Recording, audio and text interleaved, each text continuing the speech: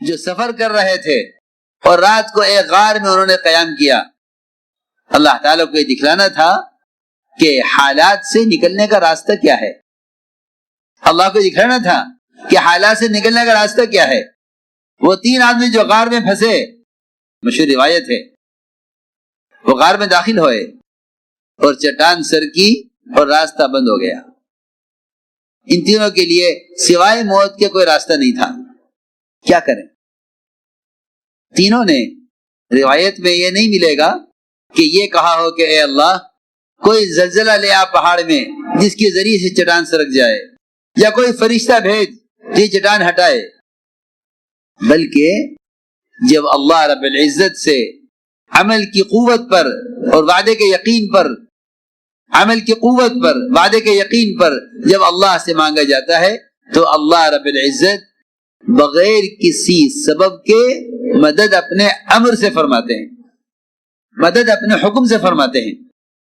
ان تینوں نے بیٹھ کر یہ طے کیا کہ ہم میں سے جس نے بھی جو عمل اللہ کے لیے کیا ہو، ہم میں سے جس نے بھی جو عمل اللہ کے لیے کیا ہو، جس میں دوسروں کو نفع پہنچانا مقصود ہو، اپنی ذات کا نفع مقصود نہ ہو، اپنا وہ عمل پیش کرو.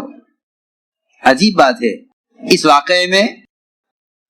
واقعے میں نہ کسی عبادت کا عمل ہے، نہ ذکر و تلاوت کا عمل ہے، نہ حج اور عمروں کا عمل ہے، نہ زکوٰۃ اور صدقات کا عمل ہے، نہ ذکر و تلاوت کا عمل ہے.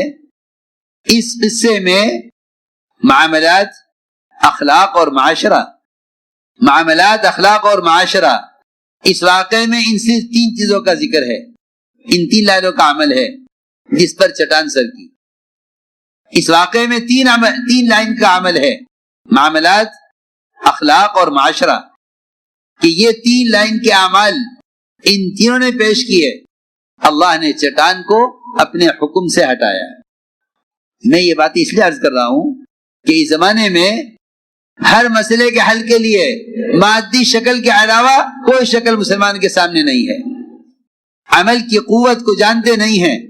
حضور اکرم صلی اللہ علیہ وسلم کے تکوینی لائن کے عمل میں اتنی قوت ہے کہ آپ نے انگلی کے اشارے سے چاند کے 2 ٹکڑے کیے ہیں، تو تشریعی لائن کے عمل میں کتنی قوت ہوگی، نماز کے عمل میں کتنی قوت ہوگی.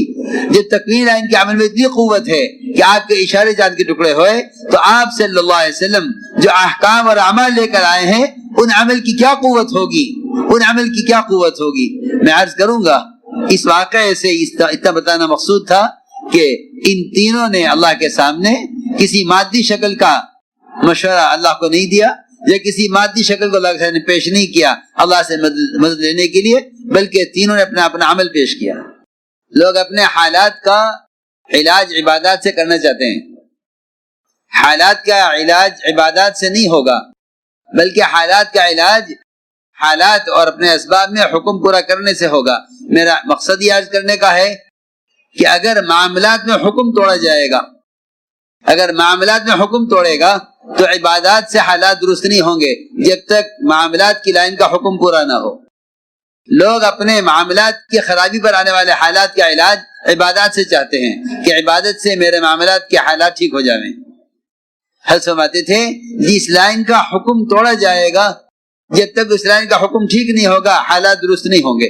چنانچہ اس واقعے میں جو میں عرض کر رہا تھا کہ 3 آدمی غار میں داخل ہوئے، ان میں سے ایک نے اپنا عمل پیش کیا، ایک نے اخلاق میں احسان کا.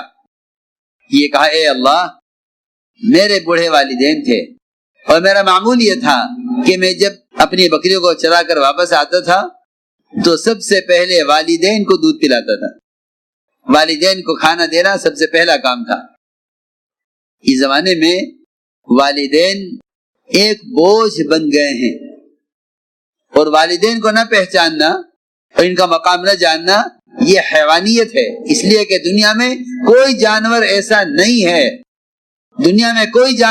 نہیں ہے جو اپنے والدین کو پہچانتا ہو. اپنی ضرورت پوری کرنے کی عمر کو پہنچنے کے بعد جب جانور اپنی ضرورت خود پوری کرنے لگے تو والدین کا ان کا رشتہ ختم ہو جاتا ہے. جب تک وہ محتاج ہے، جب تک یہ بچہ محتاج ہے، والدین کو جانتا ہے. جب یہ بچہ بڑا ہو جاتا ہے جانور کا اس کا اور ماں باپ کا رشتہ ختم ہو جاتا ہے۔ یہ حیوانیت کی زندگی ہے، والدین کے مقام کو نہ پہچاننا یہ حیوانیت کی زندگی ہے۔ ایک دنیا میں کوئی جانور نہیں ہے جو بڑا ہونے کے بعد اپنے والدین کو پہچانتا ہو۔ جس بچے کو ہوش آ جاتا ہے ان کے والدین کا رشتہ ختم ہو جاتا ہے۔ چرنے والے جانوروں کو چرنا آ جائے، چگنے والے جانوروں کو چگنا آ جائے، اڑنے والے جانوروں کو اڑنا آ جائے تو ان کے والدین کا رشتہ ختم ہو جاتا ہے۔ اس لیے میں نے عرض کیا کہ بڑی رحمتوں کا، بڑی برکتوں کا اور بہت بڑے بڑے مسائل کے حل کرنے کا سب سے بنیادی عمل یہ تھا کہ اپنے والدین کے ساتھ حسن سلوک کرو۔ بلکہ ایک روایت میں ہے کہ ایک صحابی نے آگر عرض کیا حضور اکرم صلی اللہ علیہ وسلم سے کہ یا رسول اللہ، میں نے اپنی والدہ کو اپنی پیٹھ پر لے کر 9 میل اتنی گرم زمین پر لے کر چلا ہوں کہ اگر اس زمین پر کچا گوشت کا ٹکڑا ڈال دیا جاتا تو وہ پک کر کھانے کے قابل ہو جاتا، اتنی گرم زمین تھی۔ یہ صحابی نے کہا اتنی گرم زمین پر کہ اگر کچا ٹکڑا گوشت کا ڈالا جاتا اس زمین پر تو وہ پک کر کھانے کے قابل تیار ہو جاتا۔ میں اتنی گرم زمین پر اپنی ماں کو پیٹھ پر لے کر 9 میل چلا ہوں، کیا میں نے اپنی ماں کا حق ادا کر دیا ہے؟ صحابی نے سوال کیا۔ یہ فرمایا حضور اکرم صلی اللہ علیہ وسلم نے کہ تیری پیدائش کے موقع پر جو اس کو درد کی لہریں اٹھی ہیں، شاید اس میں سے ایک لہر کا حق ادا ہوا ہو۔ وہ بھی یقینی طور پر نہیں فرمایا شاید ایک لہر کا حق ادا ہوا ہو، یہ فرمایا۔ میں نے عرض کیا کہ بہت سے حالات امت پر حقوق کی پامالی کی وجہ سے ہیں۔ میں یہ ساری بات پہ عرض کر رہا تھا کہ اس آدمی کا معمول یہ تھا کہ جب یہ جنگل سے واپس آتا بکریوں کو لے کر تو سب سے پہلے اپنے والدین کو دودھ پلاتا تھا۔ ایک مرتبہ اس کو جنگل سے واپسی میں دیر ہو گئی اور والدین سو گئے۔ یہ فرماتے ہیں کہ میں تمام رات دودھ کا پیالہ لے کر والدین کی سرانے کھڑا رہا اور میرے بچے بھوک سے بلکتے رہے، مگر میں نے بچوں کو دودھ نہیں پلایا، اپنی بیوی کو دودھ نہیں پلایا، غلام کو دودھ نہیں دیا۔ پہلے والدین کو دودھ پلانا تھا، نیند سے اٹھایا نہیں اور بچوں کو پلایا نہیں۔ میں تمام رات دودھ لے کر والدین کے سامنے کھڑا رہا۔ اے اللہ، اگر میں نے یہ عمل تیری رضا کے لیے کیا ہے تو یہ چٹان ہٹا دے۔ چنانچہ روایت میں ہے کہ اس آدمی نے جب اپنا عمل پیش کیا اپنی والدین کی خدمت کا، اپنے بچوں کی ضرورت کو مؤخر کرنے کا اور والدین کی ضرورت کو مقدم کرنے کا، چٹان اس عمل پر سرکی، چٹان عمل سے سرکی، لیکن ایک کے بھی نکلنے کا راستہ نہیں بن سکا۔ دوسرے نے عمل پیش کیا، اس نے عمل پیش کیا معاشرے میں احسان کا۔ اللہ سے کہا اے اللہ، میری چچا کی لڑکی تھی، مجھے اس سے محبت تھی، دنیا میں کوئی کسی سے کیا محبت کرتا ہوگا جو مجھ سے محبت کرتا تھا۔ اے اللہ، میں اس لڑکی کے ساتھ خلوت چاہتا تھا، یہ تیار نہیں ہوتی تھی، پھر اس پر قحط ساری آئی، وہ محتاج ہو کر میرے پاس آئی، میں نے اس کو 120 دینار اس کو دینا میں نے طے کیا کہ میں تجھے 120 دینار دوں گا، تو مجھے اپنے ساتھ خلوت کا موقع دے دے۔ اے اللہ، میں جب اس کی ٹانگوں کے درمیان بیٹھ گیا زنا کے ارادے سے، اس نے کہا اتق اللہ، اللہ سے ڈر۔